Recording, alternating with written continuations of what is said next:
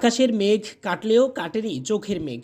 বন্যার বিষাক্ত পানি নেমে গেছে সত্যি, কিন্তু রেখে গেছে এক বুক হাহাকার আর নদী ভাঙনের ভয়াল থাবা। চট্টগ্রামের সাতকানিয়া উপজেলার চরতি ইউনিয়নের ছোট্ট গ্রাম দ্বীপচরতি। সাঙ্গু নদীর একের পর এক আছড়ে পড়া ঢেউয়ে নদী গর্ভে বিলীন হয়ে যাচ্ছে বিঘার পর বিঘা কষ্টে ফলানো সোনালী ফসলি জমি। পানির তোড়ে ভিটেমাটি হারিয়ে ফেলার তীব্র আতঙ্কে চোখে মুখে ঘুম নেই এই অঞ্চলের মেহনতি মানুষগুলোর। আমাদের কৃষি খাতের অনেক ক্ষতি হয়েছে। এই সত্তর দুই পারে আমাদের অনেক কৃষকের ছিল, ক্ষেত খামার ছিল, সবগুলো বিনষ্ট হয়ে গেছে। জায়গা জমি ফসলি ক্ষেত ভেঙে গেছে, এখন আমাদের ঘরবাড়ি হুমকির সম্মুখীন। শুধুই কেবল দ্বীপচরতি নয়, সাঙ্গু ও অন্যান্য নদীর ভাঙ্গনে ক্ষতবিক্ষত চন্দনাইশ, লোহাগাড়া, বাঁশখালী, হাটহাজারী, রাউজান ও ফটিকছড়ি নদী তীরবর্তী বিস্তীর্ণ জনপদ। বহু মানুষের মাথা গুঁজার শেষ সম্বলটুকু আজ বিলীন হওয়ার পথে।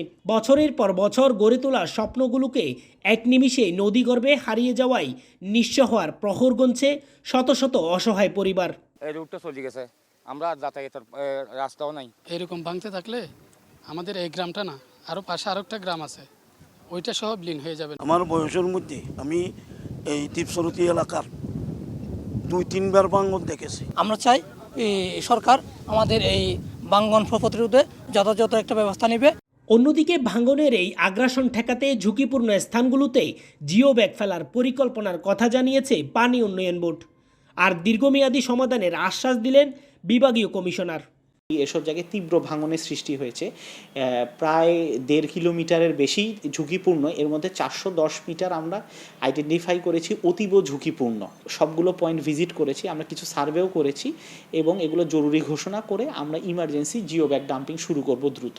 3 পার্বত্য জেলায় আসলে নদী ভাঙন রোধে পূর্বে আসলে কোনো প্রকল্প নেওয়া হয়নি, কিন্তু বর্তমান সরকার আসলে বলেছেন যে আমরা এই বিষয়গুলো দেখব এবং সেগুলো নিয়ে কিন্তু পরীক্ষা নিরীক্ষা চলছে। পানি সম্পদ সচিব মহোদয় এসেছিলেন, পানি উন্নয়ন বোর্ডের ডিজি মহোদয় এসেছিলেন।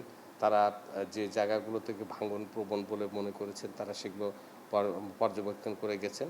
নদীর বুক থেকে নিজেদের শেষ সম্বল ভিটেমাটি রক্ষায় এখন দ্রুত এবং টেকসই উদ্যোগের অপেক্ষায় এই জনপদের হাজারো বাসিন্দা।